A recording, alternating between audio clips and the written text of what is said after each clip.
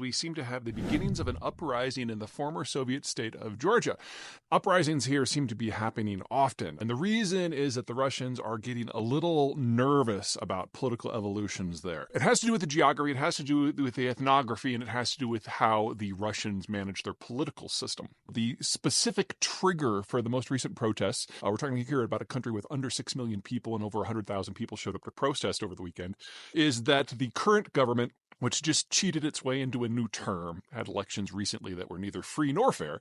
They announced that they are going to drop their bid to join the European Union specifically. And the Georgians have often thought of the EU as their only way from getting out from under the Russian thumb. I'm not suggesting that that would work, but that's certainly the plan. The idea is that NATO is a bridge too far, NATO is too far away, but if you go with, say, a European economic grouping, maybe that will work. The current Georgian government is under Russia's thumb. Russia is a multi-ethnic empire. The Soviet Union was as well. It has to do with geography. The core Russian territories around Moscow are largely indefensible. Aside from a few forests and a couple chunks of swamp, there's just nothing to hunker behind. Going back to the time of the early czars, the strategy has always been the same. You expand, you expand, you expand. You conquer everybody who you neighbor. You turn them into cannon fodder, and then you conquer the next line out, and you keep going and you keep going until you eventually get to a geographic barrier that you can hunker behind. The Carpathian Mountains, the Baltic Sea, the Karakum Desert, the Tinshian Mountains, whatever they happen to be. And in the cases of the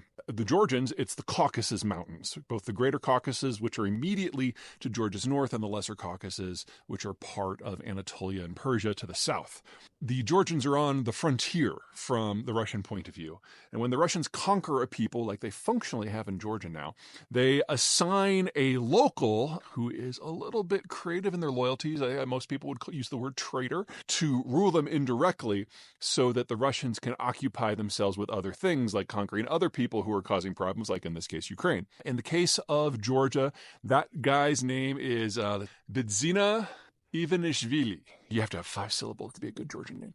He is an oligarch who made his money in the post-Soviet collapse. He is a former prime minister of Georgia, and now he is basically Russia's front man. He sees himself and his position as linked to Russian power, which is how a good stooge works. And so he will do what the Russians want in order to protect himself. He believes that there's a certain amount of power to be had in his country, and if he shares it with anyone, that won't work. And if the Europeans come in, they will have different ideas on regulation and democracy and everything else, and that would see a degradation of his personal position. So he is willing to fight to the last Georgian to maintain control, and in the end will have to be removed by force if Georgia is going to find a new way forward.